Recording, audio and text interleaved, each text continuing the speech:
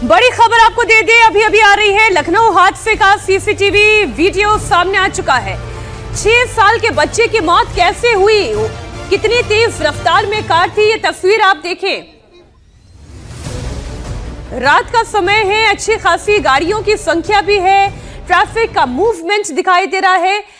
सारी गाड़ियां सामान्य रूप से चल रही हैं, लेकिन अचानक से बीच में एक कार आती है और वो कितनी तेजी से गुजर कर जाती है। जरा आप इस तस्वीर को देखें ज्योत्सना, आप अगर इस वीडियो को देखेंगी, आप ये इस तरफ आ जी जी ये आप वीडियो देखेंगे तो मोटरसाइकिल है, एक ही ऑटो रिक्शा है, सामान्य ट्रैफिक और भी गाड़ियां हैं, बड़े सामान्य रूप से ये ट्रैफिक चल रहा है। और देखिए अचानक से बस जाती है, ये 3 लेन है, तीसरी लेन से अचानक एक गाड़ी इतनी तेज रफ्तार से आगे जाती है। हाईवे पर तीसरी लेन में गाड़ी चलाने का साफ साफ मतलब ये है कि इसका आप इस्तेमाल अगर आपने कट लेना है, साइड में जाना है कहीं या सर्विस लेन में जाना है तो होता है। और इस लेन में अमूमन ये स्पीड होती नहीं है जो स्पीड तीसरी लेन में नजर आ रही है। कितनी तेज रफ्तार से गाड़ी आगे गुजरती हुई चली जाती है। जो बाकी गाड़ियों की रफ्तार दिखाई दे रही है वो 60 पर दिखाई दे रही है, 50 पर दिखाई दे रही है। अचानक से उसी के बीच में ये 100 किलोमीटर प्रति घंटे की रफ्तार से तेजी से गाड़ी दौड़ाता हुआ ये लड़का ले गया। 12वीं के इस वक्त आप सभी जानते हैं, जिस भी शहर में आप स्कूल के बाहर देखेंगे छात्र छात्राएं दिखाई देंगे जो अभी अभी 12वीं का फेयरवेल मना रहे हैं। क्योंकि अब एग्जाम होंगे, एग्जाम के बाद फिर कॉलेजेस मिलेंगे, एक नई जिंदगी शुरू होगी। लेकिन उससे पहले ही इस छात्र ने एक जिंदगी खत्म कर दी। 6 साल का मासूम बच्चा अपनी तेज रफ्तार कार की चपेट में उसने खत्म कर दिया, मासूम बच्चा। एक बार फिर से इस वीडियो को आप ध्यान से देखें, ये हाईवे का पूरा वीडियो है। हाईवे वो जहां से कई गाड़ियां गुजर रही हैं, ट्रैफिक आपको बहुत सामान्य दिख रहा होगा, गाड़ियां जा रही थी और उसके बाद अचानक से तीसरी लेन से एक गाड़ी आती है। गाड़ी की रफ्तार इतनी ज्यादा कि वो ना आओ देखती है ना ताओ और सीधे टक्कर मार देती है। और इस टक्कर में एक बच्चे की मौत हो गई जिसकी उम्र महज मीनाक्षी 6 साल बताई जा रही है। 5 लोग घायल हैं और इनसेंसिटिविटी की हद। हादसा हुआ तो उसके बाद गाड़ी रोकी भी नहीं, सीधे रफ्तार पकड़ के भाग गया। समय जो है उस वक्त 5:57 मिनट था, 3 सेकंड का रहा। 6 बजने में 3 मिनट थे। विशाल हमारे साथ लगातार बने हुए हैं। विशाल देखिए, अब हादसे का सीसीटीवी फुटेज भी सामने आ गया है। सीसीटीवी फुटेज में हम साफ तौर पर देख रहे हैं कि गाड़ी की रफ्तार सामान्य से बहुत ज्यादा थी। और जिस बात का जिक्र आप कर रहे थे कि शाम का वक्त था, 5:57 हो रहे थे, ऐसे में ट्रैफिक का मूवमेंट उस हाईवे में बहुत था, लेकिन गाड़ियां फिर भी नॉर्मल स्पीड से चल रही थी।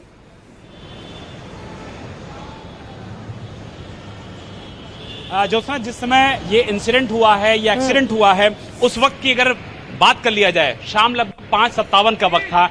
उसी हाईवे पर हम मौजूद हैं, जिस हाईवे को लखनऊ कानपुर हाईवे को सबसे ज्यादा महत्वपूर्ण इसलिए माना जाता है कि यहाँ पर ट्रैफिक का जो मूवमेंट होता है वो बहुत ज्यादा होता है। और आप देखिए कि जो गाड़ी के टूटे हुए कांच पड़े हैं वो ये बताते हैं कि 100 की स्पीड में जो गाड़ी तेज रफ्तार से आती है वो यहाँ पर हिट करती है, बच्चे को हिट करती है, 5 और लोगों को हिट करती है, मोटरसाइकिल को हिट करती है, बगल में खड़े हुए ऑटो को हिट करती है। और इनसेंसिटिविटी इतनी ज्यादा होती है कि इतनी तेज रफ्तार में लोगों को हिट करने के बाद, गाड़ियों को हिट करने के बाद कार सवार गाड़ी को नहीं रोकता है, यहां से गाड़ी भगा कर ले जाने में ही अपनी भलाई समझता है। सबसे ज्यादा हैरानी की बात यह है, चौड़ा देखिए, ये पूरी जो रोड है काफी ज्यादा चौड़ी है। अगर आपको आसानी से यहाँ पर शाम को ट्रैफिक पार करना है, जो कि सीसीटीवी में दिख रहा है, कोई ऐसा भीषण जाम नहीं है कि लोगों को बहुत ज्यादा जल्दबाजी हो, दिक्कत हो, समस्या हो, आसानी से कोई भी यहाँ पर पास लेकर के निकल सकता है। लेकिन जिस लेन में ये एक्सीडेंट हुआ, जिसका भी आप जिक्र भी कर रही थी, 1, 2 और 3, तीसरी लेन में अगर आप इतनी तेजी से गाड़ी लेकर के गुजर रहे हैं, ये बिल्कुल बताता है कि न सिर्फ गाड़ी की रफ्तार बहुत ज्यादा थी, बल्कि चालक का ध्यान बिल्कुल भी रोड पर नहीं था, लोगों पर नहीं था, दूसरी गाड़ियों पर नहीं था, छोटे बच्चे के ऊपर नहीं था। वो आसानी से आता है, तेजी से टक्कर मारता है और टक्कर मारने के बाद यहां से फरार हो जाता है। बहरहाल पुलिस ने इस मामले में आरोपी की कार को बरामद कर लिया है और पुलिस का कहना है कि बहुत जल्द इस मामले का जो मुख्य आरोपी है उसको भी हिरासत में ले लिया जाएगा। लेकिन रफ्तार का कहर न सिर्फ कानपुर में देखने को मिला, बल्कि राजधानी लखनऊ में भी देखने को मिला कि 100 से ज्यादा की स्पीड की गाड़ी अगर इतना तेज इस लेन में थर्ड लेन में लोगों को टक्कर मारते हुए देखिए निकलती विशाल, है। पता तो लग ही रहा है, वो जो फुटेज है बार बार हम अपने दर्शकों को दिखा रहे हैं। तीसरी लेन में गाड़ी इतनी तेजी से आगे बढ़ती है कि जब वो आगे जा रही थी तो सड़क पर धूल और टायर का जो फ्रिक्शन है उससे पैदा होने वाला धुआं दोनों दिख रहा है। इसके बाद जब गाड़ी आगे एक पहली टक्कर मारती है तो गाड़ी सीधे सीधे ड्राइवर के हाथ से अनकंट्रोल हो जाती है और फिर आगे चल के ऑटो और एक स्कूटी वाले को टक्कर मारती है। बगल में पैरेलली दो और गाड़ियां जा रही हैं, बीच वाली गाड़ी को भी टक्कर मारती है। तो आप समझ सकते हैं कितना भीषण यह हादसा था। बहुत शुक्रिया आपका तमाम जानकारी के लिए, धन्यवाद विशाल। अच्छा, आप सभी जानते हैं कल वैलेंटाइन डे है, लेकिन उससे पहले शहर शहर माहौल अलग तरह से गर्म हुआ पड़ा है। तमाम हिंदू संगठनों के कार्यकर्ताओं ने लाठी पूजन कर लिया है। वैलेंटाइन डे के लिए लाठी पूजन की तैयारी हुई है। प्रोग्राम वैलेंटाइन से जुड़े हुए प्रोग्राम ना हो पाए, ऐसी चेतावनी दी है। संगठनों का कहना है कि अगर 14 फरवरी को सार्वजनिक जगह पर प्रेमी युगल संदिग्ध हालत में पाए गए तो लठ कार्रवाई होगी। शिवसेना, क्रांति सेना, बजरंग दल समेत कई हिंदू संगठनों ने चेतावनी दी कि अगर पकड़े गए बाबू सोना तो देंगे खोना खोना। ये देखिए, ये जो मॉरल पुलिसिंग करने की कोशिश करते हैं ना हिंदू संगठन, मॉरल पुलिसिंग की जरूरत नहीं है, पुलिस है। मॉरल पुलिसिंग की जरूरत केवल परिवार को है कि किस तरीके का आपका बर्ताव, आपका व्यवहार होना चाहिए जब आप अपने घर से बाहर निकलते हैं, जब आप किसी पब्लिक प्लेस पर जाते हैं। तो ये जो लाठियों को धार देने की, तेल पिलाने की ये जो कोशिश होती है और हर बार वैलेंटाइन डे पर ये जो तस्वीरें सामने आती है, कुछ नहीं है, ये केवल पॉपुलैरिटी गेन करने के, रील बनाने के तौर तरीके। मीनाक्षी, उत्तर प्रदेश के मुजफ्फरनगर से भी तस्वीरें सामने आई हैं, यहाँ पर भी माहौल गर्म है। तोड़ देंगे हड्डी पसली, तोड़ देंगे हड्डी पसली, कहाँ मिलेंगे बंटी बबली, तोड़ देंगे हड्डी पसली, कहाँ मिलेंगे बंटी बबली, तोड़ देंगे हड्डी पसली, सोना माने झंडों से, तोड़ देंगे हड्डी पसली, कहाँ मिलेंगे बंटी बबली, तोड़ देंगे हड्डी पसली, कहाँ मिलेंगे बंटी बबली। तो बंटी बबलियों की हड्डी पसली तोड़ने की बात अलग अलग दलों के लोग कर रहे हैं। क्रांति सेना के कार्यकर्ताओं को आपने सुना, इन्होंने लठ पूजन किया। संगठन का ये साफ कहना है कि शहर की संस्कृति को खराब नहीं होने देंगे, इसके लिए उन्होंने तैयारी कर ली है। संगठन ने होटल, रेस्टोरेंट मालिकों को कड़ी चेतावनी जारी की है। उधर मोहब्बत का उत्सव, इधर लाठी का पूजन। कहाँ मिलेंगे बंटी बबली, तोड़ देंगे हड्डी पसली। बेपरवाह प्यार के परिंदे नजर गड़ाए मॉरल पुलिस वाले। मिलेंगे बाबू सोना, तोड़ देंगे कोना कोना, जहाँ मिलेंगे बाबू सोना, तोड़ देंगे कोना कोना। वैलेंटाइन डे का सेलिब्रेशन, इंदौर के कॉलेज में दंगल।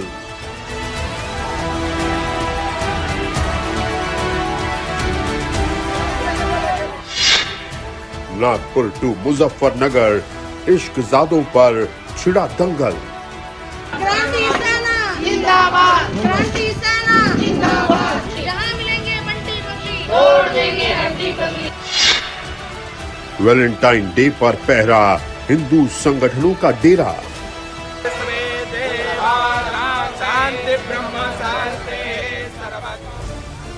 वैलेंटाइंस डे का विरोध सिर्फ उत्तर प्रदेश में ही नहीं हो रहा है, भोपाल में भी विरोध जबरदस्त है। हिंदू संगठनों ने यह कहा है कि वैलेंटाइंस डे मनाने वालों पर डंडे बरसाए जाएंगे, लाठियां भांजी जाएंगी। हिंदू संगठनों ने पार्क्स में लठ पूजन करने की घोषणा की और कहा कि जो लोग सार्वजनिक स्थानों पर इस दिन को मनाते हुए दिखेंगे, उन पर इन्हीं लट्ठों को बरसाया जाएगा। हिंदू संगठन ने इसलिए नारा भी दिया है, जहां मिलेंगे बाबू सोना, तोड़ देंगे कोना कोना। बाबू सोना, तोड़ देंगे कोना कोना। भारत माता की, भारत माता की, जय श्री राम, जय श्री राम, जय श्री राम। कहाँ मिलेंगे बाबू सोना। हमने यहाँ पर लठ पूजन किया है और 14 तारीख में जो ये लोग kiss day, Valentine day, rose day, chocolate day और ये जो बना रहे हैं, इन सबको रोकने के लिए आज हमने लठ पूजन का कार्यक्रम किया है। और हम वहां पर सभी हमने रेस्टोरेंट मालिकों को, होटल मालिकों को, सबको हमने जा जाकर लेटर भी दे दिया है, सबको चेतावनी भी दे दी है। अगर कोई प्रेमी जोड़ा, संदिग्ध जोड़ा हमें वहां पर मिला तो हम उसका वही लठों से इलाज कर देंगे और सबको हम वहां पर गंजा करके पूरे शहर में घुमा देंगे। और ऐसा करने वाले ये कौन लोग होते हैं? ये मॉरल पुलिसिंग करने वाले कौन लोग हैं? पुलिस का काम पुलिस को करना चाहिए। ये हाथों में उफ्तरा लेकर घूमने वाले कौन होते हैं? खैर, मध्य प्रदेश के सागर में वैलेंटाइन डे से ठीक पहले माहौल गरमाया हुआ है। शिवसेना कार्यकर्ताओं ने सिविल लाइन स्थित पहलवान बाबा मंदिर में इकट्ठा होकर वैदिक मंत्रोच्चारण के बीच लठों की विधिवत पूजा की। पंडित भी थे, पुरोहित भी थे। लठ पूजन किया गया। पूजन के दौरान शिव सैनिकों ने साफ संदेश दिया कि 14 फरवरी को सार्वजनिक जगहों पर किसी भी तरह की अश्लीलता बर्दाश्त नहीं की जाएगी। शांति ब्रह्म शांति सर्वगुण शांति शांति ब्रह्म शांति सर्वगुण शांति शांति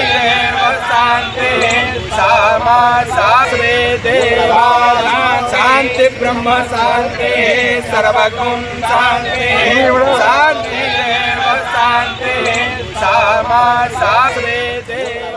शांति पाठ की तस्वीरें आप देख रहे हैं। शिव सैनिक लठ पूजा के बाद अब कपल्स को चेतावनी देते हुए कहते नजर आए कि अगर सार्वजनिक जगहों पर पाए गए तो कोना कोना तोड़ दिया जाएगा। सुनिए।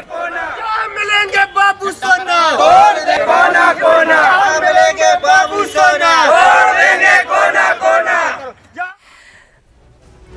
इंदौर गांधी कॉलेज में उस वक्त हड़कंप मच गया जब वैलेंटाइन डे इवेंट के दौरान बजरंग दल के कार्यकर्ता लाठी डंडे के साथ कॉलेज में दाखिल हो गए और जबरदस्त हंगामा मच गया। कार्यकर्ताओं ने कॉलेज में नारेबाजी करनी शुरू कर दी और देखते ही देखते माहौल तनावपूर्ण हो गया। विरोध के दौरान कुछ लोगों ने कॉलेज परिसर में घुसकर तोड़फोड़ की। सूचना के बाद मौके पर पहुंची पुलिस ने मामले को शांत कराया। फिलहाल पुलिस सीसीटीवी फुटेज और वायरल वीडियो के आधार पर तोड़फोड़ करने वालों की पहचान में जुटी हुई है। पुलिस का कहना है कि उपद्रवियों की पहचान के बाद अब आगे की कार्रवाई की जा रही है। हमारे साथ दो संवाददाता अनुराग अमिताभ भोपाल से और योगेंद्र तिवारी नागपुर से जुड़े हुए हैं। पहले तो अनुराग अमिताभ ये बताएं कि ये जो बाबू सोना और तोड़ देंगे कोना कोना इस तरह की बातें जब की जा रही हैं, पुलिस क्या कर रही है? कहां तक जाकर वो कॉलेज के कैंपस में, तो कहीं पार्क में, तो कहीं किसी रेस्टोरेंट में जाकर छापा डलवाती रहेगी? ये तो कहीं भी जाके कोना कोना तोड़ने पर उतारू है।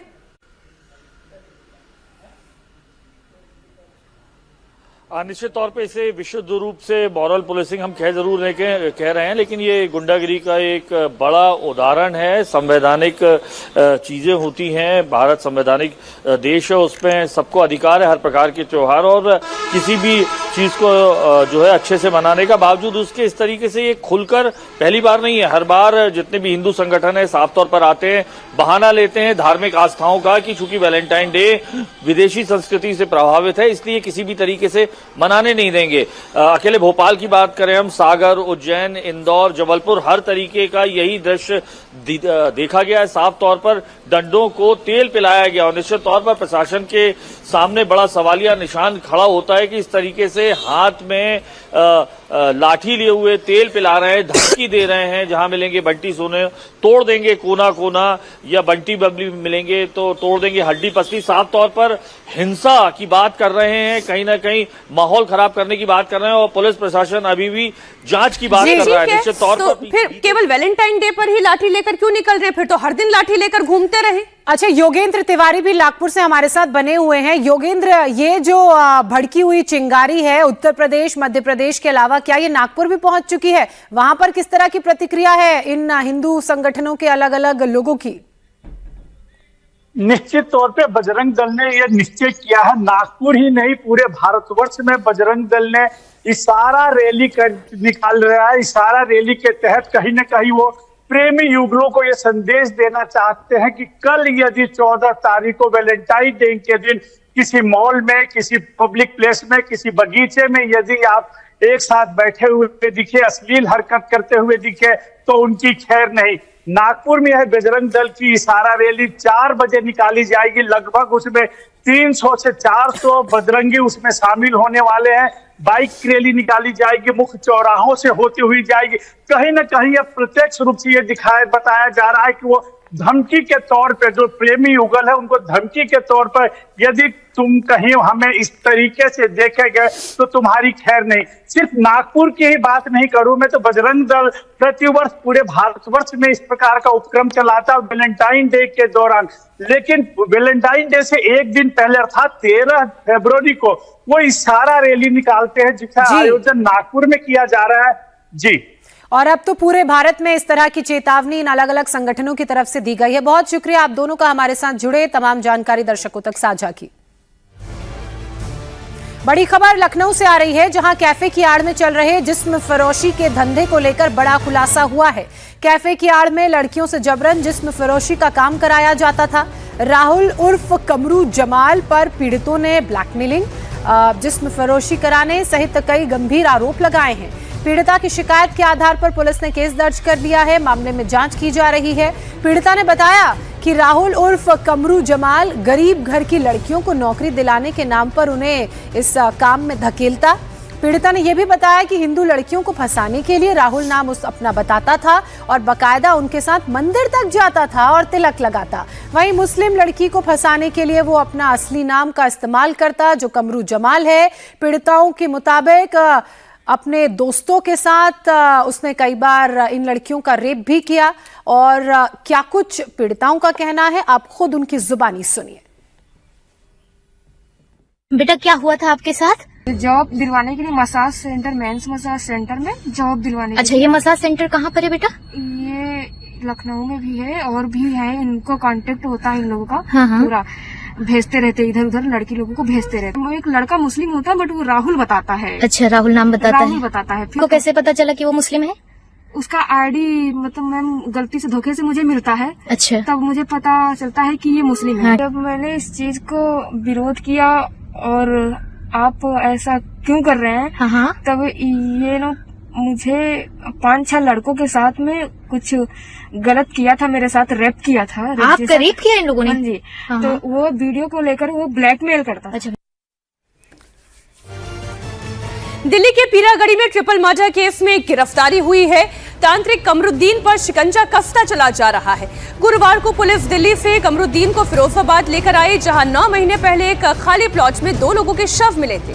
तंत्र मंत्र को लेकर उनकी भी हत्या का आरोप कमरुद्दीन पर ही लगा था।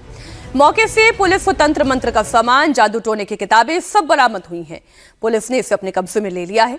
पुलिस के मुताबिक आरोपी न सिर्फ कोई भी बीमारी ठीक करने का दावा करता था, बल्कि पैसों को 100 गुना तक बढ़ा देने का लालच देता था।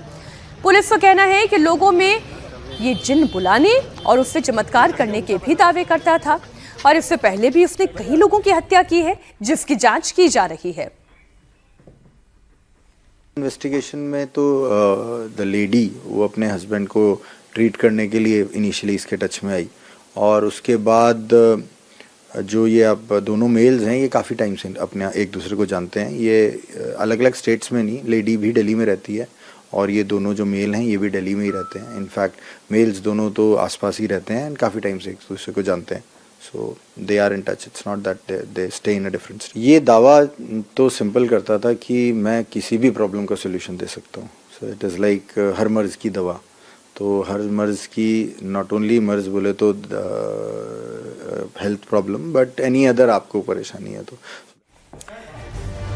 अभी एक बड़ी खबर उत्तर प्रदेश के रामपुर से आ रही है। जिला पंचायत कार्यालय में अधिवक्ता फारूक की दिन दहाड़े गोली मारकर हत्या कर दी गई।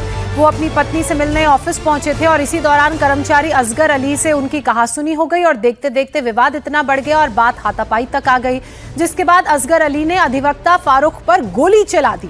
गोली लगते ही कार्यालय में अफरा तफरी मच गई। घायल फारूक को तुरंत जिला अस्पताल ले जाया गया, लेकिन रास्ते में ही उनकी मौत हो चुकी थी।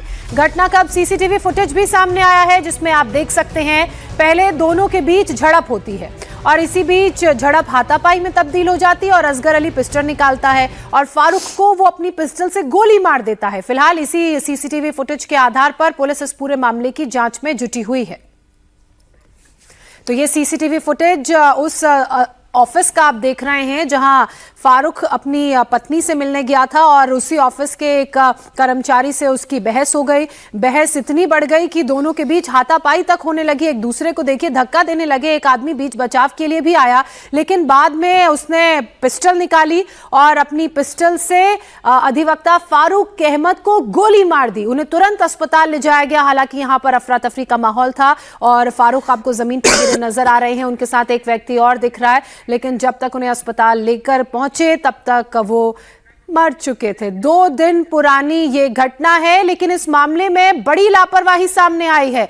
पुलिस की तरफ से किसी की भी गिरफ्तारी नहीं की गई है, जबकि इस वीडियो में साफ साफ दिख रहा है कि कैसे दिन दहाड़े अधिवक्ता को गोली मारी गई। जिसने गोली मारी उसकी तस्वीर भी नजर आ रही है। गोरखपुर में पुलिस ने पशु तस्करों के खिलाफ बड़ी कार्रवाई की। अभी बड़ी खबर आ रही है, गैंगस्टर एक्ट के तहत पुलिस ने पशु तस्करों को करीब 2 करोड़ 60 लाख की अवैध संपत्ति के साथ ये संपत्ति भी जब्त हुई है। 3 मकान इसमें शामिल है। पुलिस अधिकारियों का कहना है कि जिन तस्करों के खिलाफ ये कार्रवाई हुई है वो बिहार में सक्रिय नेटवर्क से जुड़े हुए हैं। पिपराइच के महुआ चाफी कांड में इनकी भूमिका सामने आई थी। पुलिस के मुताबिक ये संपत्तियां पशु तस्करी से अर्जित अवैध कमाई से बनाई गई थी।